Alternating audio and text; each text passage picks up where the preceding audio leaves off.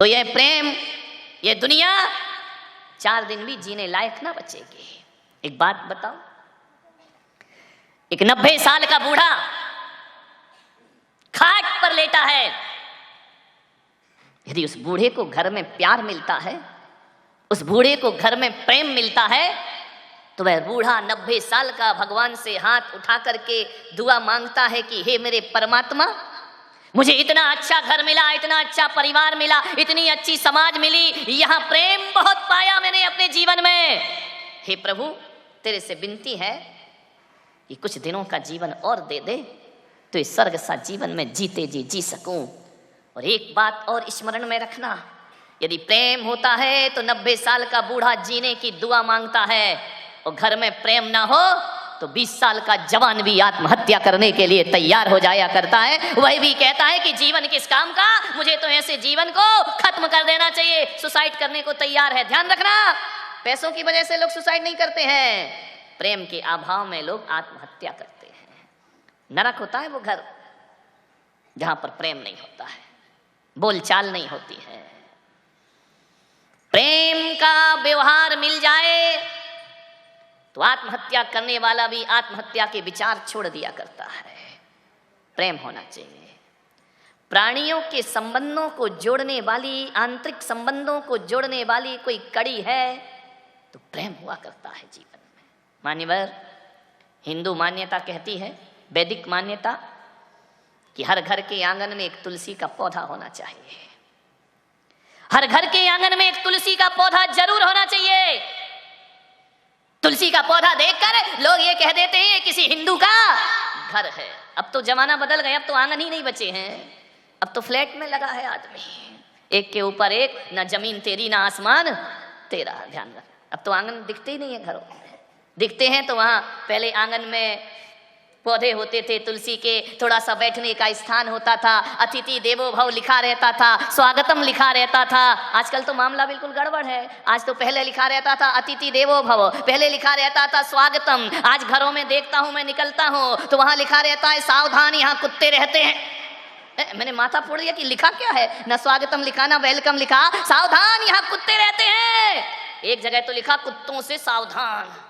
अरे मैंने कहा आजकल पहचान ऐसी बन गई आदमी की। एक आदमी ने पूछा कि भाई साहब बताओ वो मिश्रा जी कहाँ रहते हैं? बोले कौन मिश्रा जी? हम नहीं जानते कौन मिश्रा जी यहाँ रहते हैं, फ्लैट बाजू में है। बोले वो मिश्रा जी कहाँ रहते हैं? बोले हमें नहीं मालूम।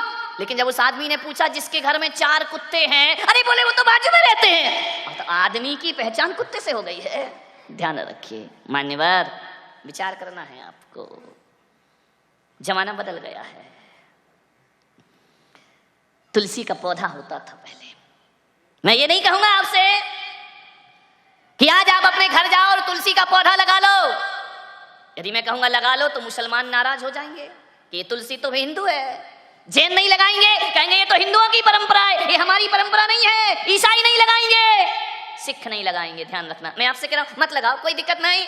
जिनके घरों में लगा है अच्छी बात है, नहीं लगा तुम्हारी मर्जी। ध्यान रखना, मेरा कोई आग्रह नहीं है, लेकिन एक आग्रह तो मैं आपसे करूंगा, एक तो मैं आपसे निवेदन करूंगा, एक तो मैं आपसे अपेक्षा रखूंगा कि तुम्हारे घरों के दरवाजे में, आंगन में तुलसी का पौधा हो या ना हो, लेकिन ये पुलक सागर आपसे कहता है कि चाहे हिंदू हो, मुसलमान हो, सिख हो, जैन हो, पारसी हो, किसी भी मजहब का आदमी हो, अरे आपके घर में यदि तुलसी का पौधा नहीं है तो कोई बात नहीं, लेकिन आज मेरे प्रवचन के बाद यहां से जाना, और जो प्रवचन में नहीं आए वो टीवी से सुन रहे हैं, तुम्हारे घर में तुलसी का पौधा हो या ना हो, अरे प्रेम का एक पौधा हर आंगन में होना चाहिए। मुसलमान भी लगा सकता है, जैन भी लगा सकता है, हिंदू भी लगा सकता है। एक प्रेम का पौधा लगाओ। और प्रेम के पौधे में कहा जाता है कि तुलसी के पौधे में यदि जल ना चढ़ाओ तो तुलसी का पौधा सूख जाया करता है। और प्रेम के पौधे में समर्पण का जल चढ़ाओ, तुम्हारा जीवन आनंद में परिवर्तित हो जाए। समर्पण का थोड़ा सा समर्पण, थोड़ी सी समझदारी, नासमझियों से प्रेम के पौधे मुरझा जाया करते हैं।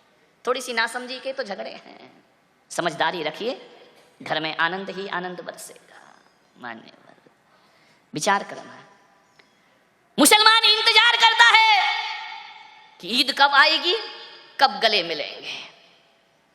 हिंदू इंतजार करता है कि दिवाली आए तो हम गले मिलें, और जैन इंतजार करता है संवत्सरी आए, क्षमावाणी आए, तो हम लोगों के गले मिलें। ध्यान रखिए मान्यवर, मैं आपसे कहता हूं, क्यों साल में एक दिन का इंतजार करते हो? अभी अपनी चारों समाज लगी है ना, श्वेतांबरों की क्षमावाणी अलग आएगी, संवत्सरी स्थानक वालों की अलग आएगी, दिगंबरों की अलग आएगी। मैं आपसे निवेदन करना चाहता हूं, पूरी यहाँ के जितने भी लोग यहाँ पर बैठे हुए हैं, क्यों इन चीजों के लिए तुमने एक दिन चुन रखा है? मैं तो कहता हूं, रोज सुबह उठकर गले मिलो, तुम्हारे घर में रोज ईद हो जाएगी। रोज दोपहर को गले मिलो, तुम्हारे घर में रोज दिवाली हो जाएगी।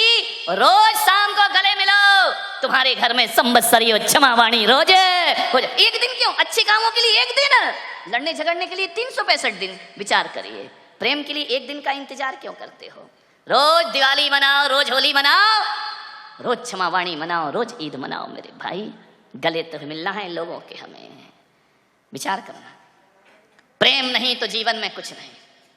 ये मैं ही नहीं कह रहा हूं, इतिहास को उठा के देखो, महापुरुषों ने भी कहा है। कबीर जैसा ज्ञानी कहता है कि पोथी पढ़ पढ़ जगमरा और पंडित भया न कोई, ढाई आखर प्रेम का पढ़े सो पंडित होय। रहीम कहते हैं, ध्यान रखना, रहीम जैसे कवि ने कहा है, रहीम जैसे संत पुरुष ने कहा है कि रहीमन धागा प्रेम का मत दीजो चटकाए, तोड़े से फिर ना जुड़े, जुड़े तो गांठ। रहीम ने कहा हीरे मोती की माला टूट जाए तो कोई बात नहीं है, लेकिन प्रेम का नाजुक धागा कभी टूटना नहीं चाहिए। ध्यान रखना। मीरा ने कहा एरी में तो प्रेम दीवानी मेरो दर्द न जाने कोई। ध्यान रखना। जीसस ने कहा लव इज गॉड, प्रेम ही परमात्मा है। महात्मा बुद्ध ने कहा प्रार्थना ही परमात्मा है। और भगवान महावीर ने कहा वात्सल्य ही परमात्मा है। वात्सल्य से बड़ा दुनिया में कोई परमात्मा, सबके अर्थ एक ही है। चाहे वात्सल्य बोलो, चाहे प्रेम बोलो, चाहे करुणा बोलो, चाहे प्रार्थना बोलो, चाहे मोहब्बत बोलो, अर्थ सबके एक ही हैं। ध्यान रखना। सबने शब्दों को थोड़ा अलग अलग चुना है। और मैं तो आपसे इतना ही निवेदन करता हूं कि जीवन में कुछ करो या ना करो, 3 महापुरुषों की शिक्षाएं मान लो, तुम्हारे घर को स्वर्ग बनने में ज्यादा देर नहीं लगेगी। 3 महापुरुष, भगवान महावीर, महात्मा बुद्ध और जीसस। ध्यान रखना, ये 3 महापुरुष, इन्होंने जो संदेश दिए हैं। जीसस ने कहा लव इज गॉड, ध्यान रखना। बुद्ध ने कहा प्रार्थना करो, महावीर ने कहा वात्सल्य भाव रखो। तीनों को यदि देखो, कभी चिंतन करना, विचार करना, हमारा परिवार, हमारा घर 3 लोगों से जुड़ करके चलता है। एक तो हमारे घर में वो होते हैं जो हमसे बड़े होते हैं, बुजुर्ग होते हैं। एक हमारे घर में वो हैं जो हमसे बड़े हैं, बुजुर्ग हैं। दूसरे वो हैं जो हम उम्र के हुआ करते हैं। और तीसरे वो होते हैं जो हमसे छोटे हुआ करते हैं। जिंदगी इन 3 के अलावा चौथी के पास तो जाती नहीं। या तो हमारा जीवन का संबंध अपने से बड़ों से बनेगा, या बराबर वालों से बनेगा, या अपने से छोटों से बनेगा। तीनों महापुरुष, ध्यान रखना। प्रार्थना का संबंध जो बुद्ध ने दिया है, प्रार्थना का संबंध अपने बड़ों के बीच में रखना चाहिए।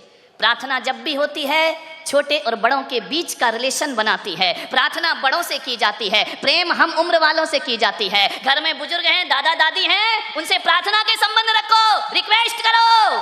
ध्यान रखना, कोई भी बात कराना है और अपने से जो हम उम्र हैं उनसे प्रेम का संबंध रखो, वहां जीसस खड़े दिखाई देंगे। और अपने से छोटों के प्रति वात्सल्य रखो, वहां भगवान महावीर खड़े। 3 लोग, ध्यान रखना, 3 संदेश।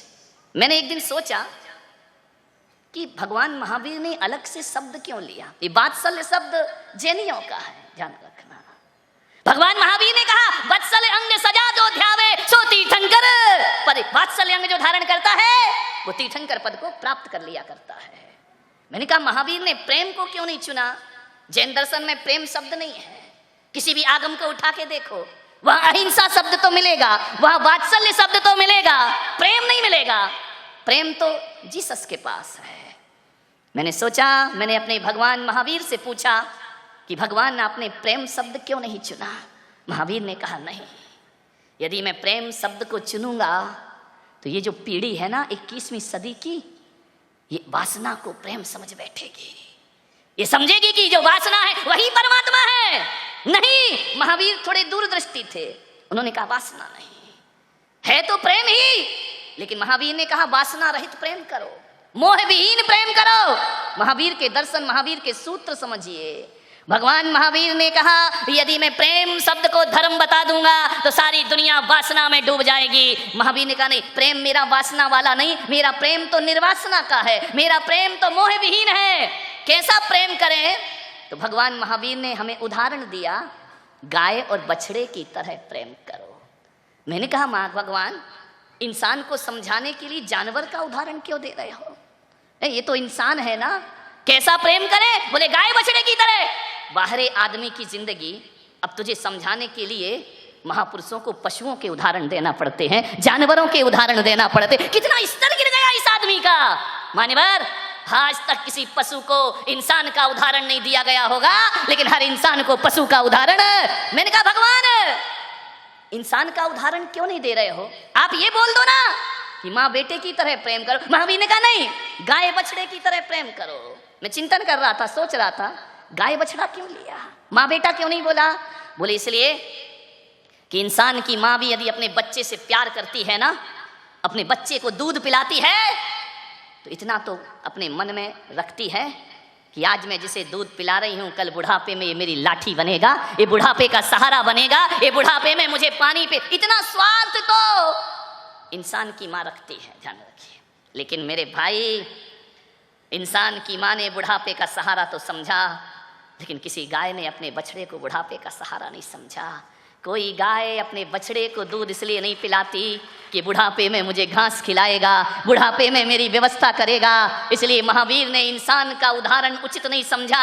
उन्होंने कहा इस आदमी को समझाने के लिए किसी जानवर का उदाहरण दिया जाना चाहिए। ये आदमी तो मरते दम तक अपनी बछड़े को छोड़ता नहीं है। गाय तो बछड़े को दूध पिलाती है, और जिस दिन बछड़ा खाने लायक हो जाता है, गाय अलग जीवन जीती है, बछड़ा अलग जीवन जीता। विचार करें कितना निस्वार्थ प्रेम है उस गाय का। मान्यवर, विचार करना है आपको, ऐसा प्रेम होना चाहिए। हम तो प्रेम के बदले कुछ चाहते हैं, हम तो प्रेम के बदले ये चाहते कि हम प्रेम कर रहे हैं तो हमें ये मिलना चाहिए। एक सास सोचती है कि बहू से प्रेम करूं तो बहू मुझे इज्जत दे, बहू मुझे अच्छे से रखे ना। मेरे भाई ध्यान रखिए, एक बात याद रखना, प्रेम मांगने की चीज नहीं होती है। आज सब जगह यही झगड़े हैं। पति कहता है कि पत्नी मुझे प्रेम नहीं करती, और पत्नी कहती है कि पति मुझे प्रेम नहीं करता है। अब विचार मामला तो इतना गड़बड़ है, आप एक दूसरे से प्रेम की अपेक्षा रखते हैं। पति कहता पत्नी प्रेम करे, पत्नी कहती पति प्रेम करे। एक बात याद रखना, प्रेम मांगने से नहीं मिलता। ऐसा लगता है जब पति पत्नी से प्रेम मांगता है, पत्नी पति से प्रेम मांगती है, तो ऐसा लगता है जैसे दो भिखारी कटोरा लेके खड़े हों, तू मुझे दे दे और मैं तुझे दे दूं। नहीं मेरे भाई, भिखारियों से क्या मिलेगा भिखारी को, ध्यान रखना। मान्यवर, एक दूसरे से प्रेम की याचना मत करो। मैं पुलक सागर तो कहता हूं बड़े अनुभव के साथ कि प्रेम मांगने से कभी नहीं मिलता है, प्रेम लुटाने से मिला करता है। जितना लुटाओगे उतना प्रेम लौट कर वापिस, जो जहां है ही नहीं वो कैसे देगा? पत्नी पति से प्रेम मांग रही, इसका मतलब उसके पास प्रेम नहीं है। और पति पत्नी से मांग रहा है तो इसका मतलब पति के पास भी, दोनों ही भिखारी हैं, ये क्या प्रेम देंगे? जो जहां है ही नहीं वहां मिल ही नहीं सकता है। मान्यवर,